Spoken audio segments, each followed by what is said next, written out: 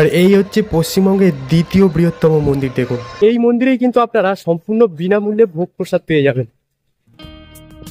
সপ্তাহে একদিনের ছুটিতে কলকাতা থেকে মাত্র 50 টাকার বিনিময়ে আজ আপনাদেরকে নিয়ে যাব গ্রামীণ সবুজে ঘেরা পরিবেশ পশ্চিমবঙ্গের দ্বিতীয় বৃহত্তম মন্দির ব্রহ্মদত্ত ধামে। পরিবারের সাথে একদিনের ছুটিতে কাছাকাছি ঘুরে আসার কিন্তু পারফেক্ট জায়গা হবে এই ব্রহ্মদত্ত ধাম।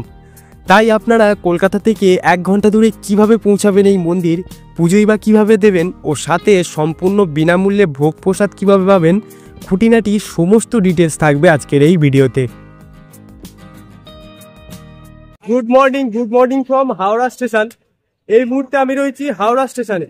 আর এই ব্রহ্মদত্ত ধাম যাওয়ার জন্য কিন্তু আমাদের হাওড়া স্টেশন থেকে যে কোনো লোকাল, মানে বর্ধমান বলুন বা অন্যান্য প্রচুর লোকাল রয়েছে, যেগুলো ধরে কিন্তু আমাদেরকে যেতে হবে বারুইপাড়া স্টেশন। আর সেই বারুইপাড়া স্টেশন থেকেই কিন্তু আমাদের যেতে হবে ব্রহ্মদত্ত ধাম। আগে চলুন স্টেশনে ঢুকি, কোন ট্রেন পাই সেটা দেখি। এই যে হাওড়া স্টেশনের 7 নম্বর প্ল্যাটফর্মে কিন্তু দিয়ে দিয়েছে আমাদের বর্ধমান ভায়া কর্ড লোকাল। হাওড়া স্টেশন থেকে বর্ধমান ছাড়াও কিন্তু মশাগ্রাম, চন্দনপুর বিভিন্ন ট্রেন রয়েছে, কিন্তু সেইগুলোতে করেও কিন্তু আপনারা বারুইপাড়াতে যেতে পারেন। আমি যেরকম আজকে যাচ্ছি বর্ধমান ভায়া কর্ড লোকালে। হাওড়া থেকে আপনারা চন্দনপুর, মশাগ্রাম, গুড়াপ অথবা বারুইপাড়া লোকাল ধরে 30 থেকে 40 মিনিটের মধ্যেই পৌঁছে যেতে পারেন বারুইপাড়া। ভাড়া লাগবে 10 টাকা জন প্রতি এবং মাঝে থাকবে 8টি ইন্টারমিডিয়েট স্টেশন।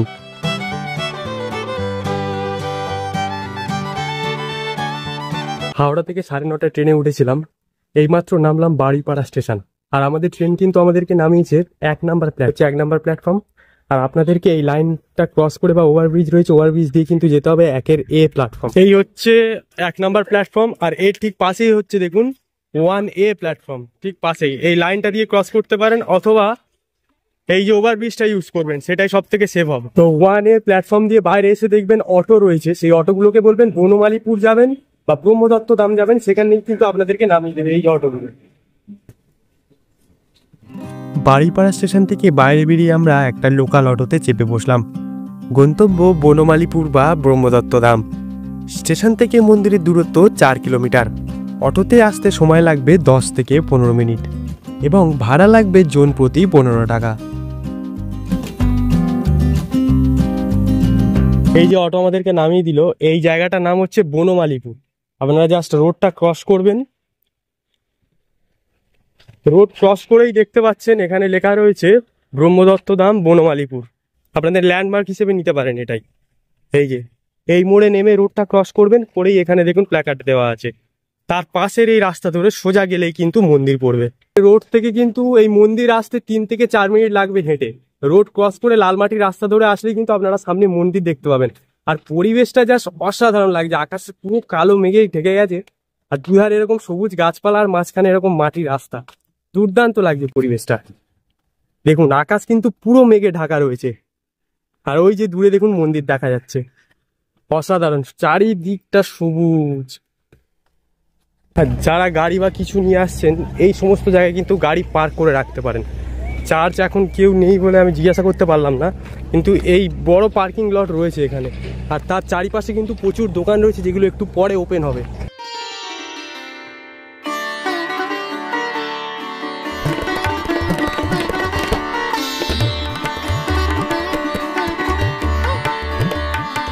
এই যে আমরা পৌঁছে গেছি মন্দিরের মূল প্রবেশদ্বারে। গেটটা কিন্তু হিউজ, আর দুদিকে দুটো সেই প্রদীপ দেখতে পাচ্ছি। ভেতরে গিয়ে আমি দেখাচ্ছি। এটাই হচ্ছে কিন্তু মন্দিরের মূল প্রবেশদ্বার। মন্দিরের গেটেই কিন্তু লেখা রয়েছে দেখুন কখন বন্ধ থাকে, কখন খোলা হয়। এই যে এখানে লেখা রয়েছে দেখুন সকাল 7টা থেকে দুপুর 1টা এবং বিকাল 3টে থেকে রাত 8টা পর্যন্ত কিন্তু মন্দির খোলা থাকে। অর্থাৎ দুপুর 1টা থেকে 3টে পর্যন্ত কিন্তু মন্দির বন্ধ থাকে। মূল প্রবেশদ্বার দিয়ে ভেতরে প্রবেশ করলে এরকম ডান দিকে বাম দিকে দুদিকে এরকম 108টা প্রদীপের দীপমালা দেখতে পাবেন। দেখুন এগুলো যদিও আর্টিফিশিয়াল বানানো ইলেকট্রিক দিয়ে, কিন্তু এগুলো দক্ষিণ ভারতের মন্দিরে কিন্তু এরকম অরিজিনাল দেখা যায়। ভীষণ সুন্দর দেখতে লাগছে। এগুলো যখন রাত্রে জলে দুর্দান্ত লাগে। এগুলো প্রতিটাতে লাইট ফিট করা রয়েছে।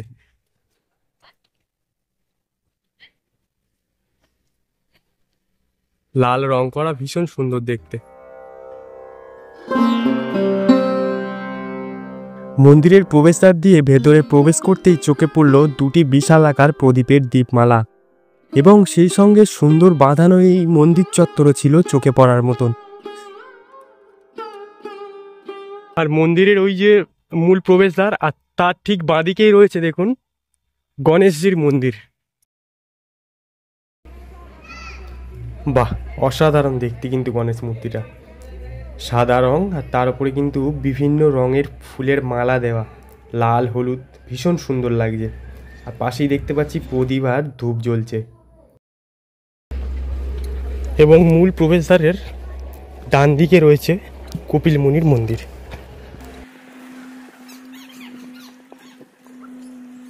এই যে কপিল মুনির মন্দির। কপিল মুনির গায়ে দেখতে পাচ্ছি কমলা কালারের বস্ত্র জড়ানো, এবং ওনারা গলায় রয়েছে কিন্তু বিভিন্ন ধরনের মালা, রজনীগন্ধা থেকে শুরু করে গাঁদা, অনেক ধরনের মালা। চলুন এবার মূল মন্দিরটা আপনাদেরকে দর্শন করেন। ভীষণ বড় কাঠের গেট দেখুন।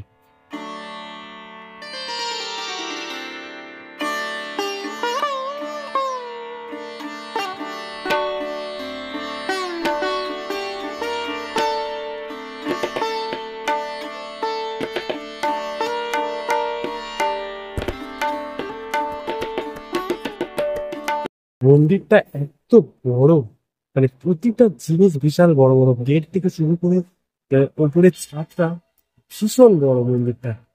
আমি জাস্ট দেখাচ্ছি দেখুন। এটা কিন্তু জাস্ট এন্ট্রি পার্ট মন্দিরে, ঠিক আছে? এখনো বাকিটা ভেতরে পড়ে রয়েছে, বাকি পার্টটা। আর সেখানে হয়তো কিছু কাজ হবে, যত সম্ভব রং করে রেখে দেওয়া রয়েছে। এই হচ্ছে পুরো মন্দির গ্রাম। মূল প্রবেশদ্বার দিয়ে ভেতরে এলে এখানে একটা বড় ঘন্টা রয়েছে, আর তার এরকম সামনে রয়েছে সুন্দর দেখতে একটা কচ্ছপ, দিক ভীষণ সুন্দর ফুল দিয়ে ডেকোরেট করা।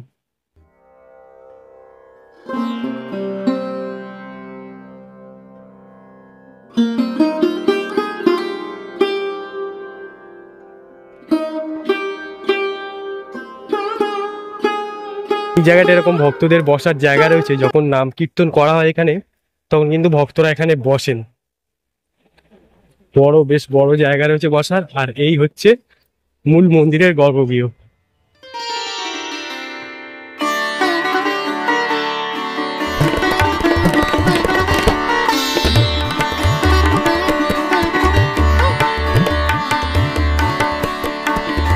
এই গর্ভগৃহের ঠিক পাশেই রয়েছে দেখুন সমস্ত নিয়মাবলী দেওয়া রয়েছে মন্দিরের।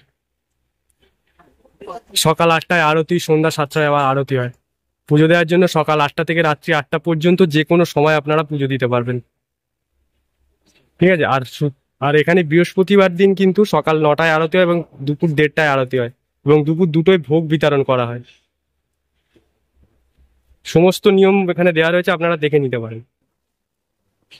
এবং এর ঠিক পাশেই দেওয়া রয়েছে দেখুন আমাদের দেশের যে 4টে ধাম, সেই 4টে ধাম কোথায় রয়েছে দেখুন। এটা হচ্ছে প্রথম ধাম রয়েছে শিবদত্ত ধাম, যেটা রয়েছে আমাদের মধ্যপ্রদেশে। দেখুন সেখানকার ধাম কেমন দেখতে।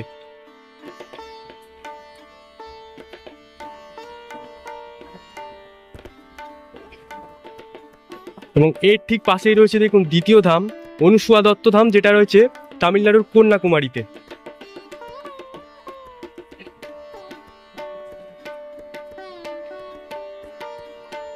এটা দ্বিতীয় ধাম। আর এবং এর পাশেই রয়েছে তৃতীয় ধাম ব্রহ্মদত্ত ধাম, যেটা রয়েছে কিন্তু আমাদের কলকাতাতে। আর এখন আমি দাঁড়িয়ে রয়েছি এই তৃতীয় ধাম ব্রহ্মদত্ত ধাম কলকাতাতে।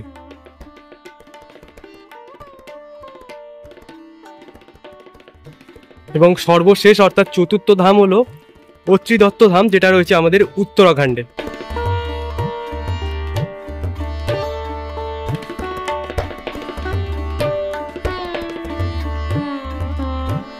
মন্দিরের গর্ভগৃহটা ভীষণ সুন্দর করে সাজানো, বিভিন্ন রং বেরঙের তুলির ছোঁয়ায় যেন প্রাণবন্ত লাগছে গোটা গর্ভগৃহ। এবং ঠিক এই গর্ভগৃহের সামনে রয়েছে বড় একখানা ঝাড়বাতি, যার আলোতে সমগ্র গর্ভগৃহ চকচক করছে। এবং ঠিক এই গর্ভগৃহের পাশেই রয়েছে গুরুজির দুটো ছবি, এবং ভগবানের সামনে আমরা দেখতে পাচ্ছি ওং লেখা প্রতিকৃতি, এবং তার ঠিক সামনেই দাঁড়িয়ে রয়েছেন ব্রহ্মা বিষ্ণু মহেশ্বর।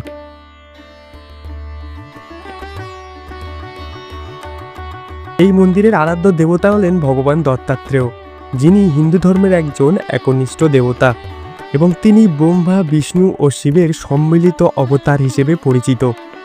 তিনি সৃষ্টি, পালন এবং ধ্বংসের তিনটি গুণের প্রতীক। হিন্দু পুরাণ অনুসারে তিনি ঋষি অত্রি এবং তার স্ত্রী অনুসুয়ার পুত্র হিসেবে জন্মগ্রহণ করেছিলেন। ভগবান দত্তাত্রেয় বা দত্তগুরু মানুষকে অজ্ঞাতা থেকে মুক্তি দিতে এবং আলোর পথে পরিচালিত করতেই পৃথিবীতে অবতীর্ণ হয়েছিলেন। এই যে প্রসাদ দেওয়া হলো নকুল দানা। মূল মন্দির আপনাদের মোটামুটি ঘুরিয়ে দেখালাম, এবার চলুন একটু আউটসাইডটা ঘুরে দেখি মন্দিরে। এই গেট দিয়ে বাইরে আসলে কিন্তু এরকম সুবিশাল বসার জায়গা রয়েছে দেখুন।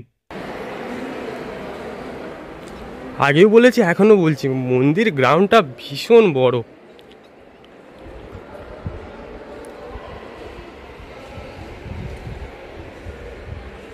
আকাশ পুরো সেজে গেছে একদম কালো মেঘে, দুর্দান্ত লাগছে। আর সেই সঙ্গে মন্দিরের চূড়াটা যাচ্ছে দেখুন, উপরে একটা পতাকা, অসাধারণ লাগছে। আর মন্দিরের চূড়াটা যাচ্ছে দেখুন, ভীষণ সুন্দর লাগছে। সেই দক্ষিণ ভারতের কিছুটা ওই ধাঁচের কাজ রয়েছে, বেশ কালারফুল, দারুণ দেখতে লাগছে।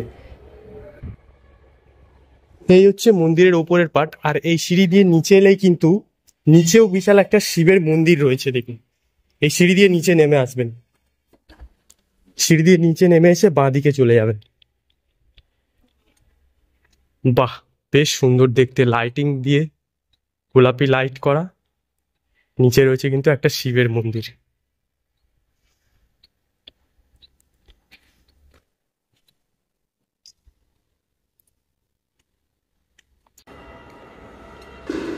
মহাদেবের মন্দির।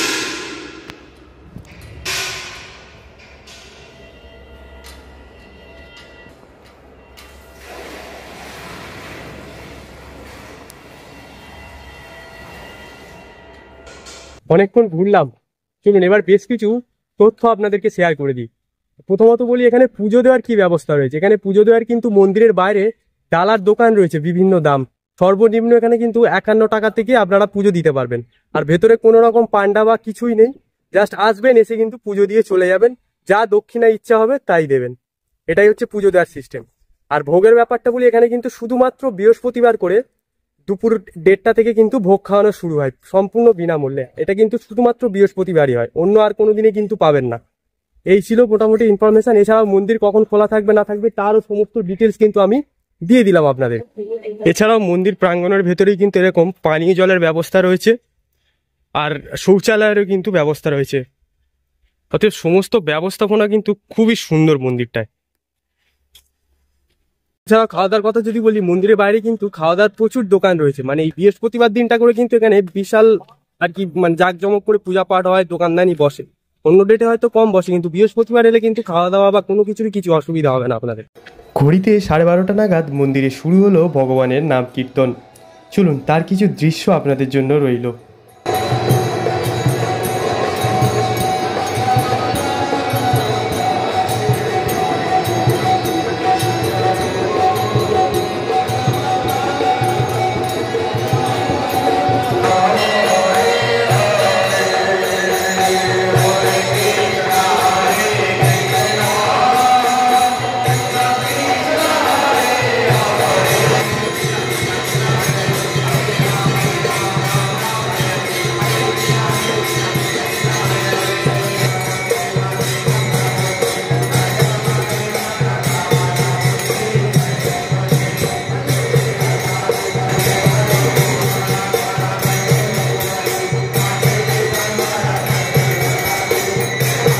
ঘড়িতে সময় দুপুর 1টা।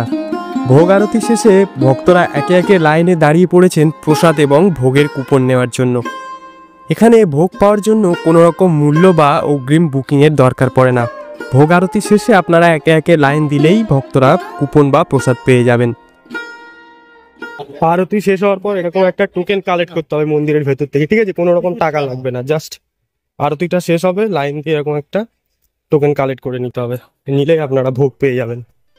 মন্দিরের মূল গর্ভগৃহের বাইরে রয়েছে খোলামেলা একখানা বড় প্রসাদ কক্ষ, যেখানে ভক্তরা খুবই স্বাচ্ছন্দ্যে প্রসাদ গ্রহণ করতে পারবেন। আমাদেরকে প্রথমে দেয়া হলো পাতা এবং তারপরেই দেয়া হলো গরম গরম সাদা ভাত এবং তার সঙ্গে ছিল 5 মেশালি সবজি দিয়ে ভেজ ডাল। খাবারের স্বাদ সত্যি অতুলনীয়।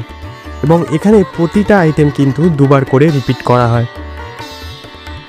এইমাত্র ভোগ গ্রহণ করে বেরালাম, অসাধারণ খেতে ছিল এক কথায়। যে সমস্ত মন্দিরে ভোগ গ্রহণ করি না, অসাধারণ টেস্ট থাকে এই ভোগের, একটা অন্যরকম টেস্ট। তো অনেকটা সময় কিন্তু এখানে লেগে যাবে ঘুরতে, আর আমিও কিন্তু বেশ খানিকটা সময় কাটালাম এখানে। আশা করছি সমস্ত ইনফরমেশন তোমাদেরকে দিতে পারলাম। কেমন লাগলো ভিডিওটা অবশ্যই কিন্তু কমেন্ট করে জানাবেন, আর এরকম আরো অন্যান্য ভিডিও দেখার জন্য অবশ্যই আমার চ্যানেলটা সাবস্ক্রাইব করে রাখবেন। আবারও দেখা হবে নতুন কোনো গল্পে, নতুন কোনো ভাবে। Till then, tata.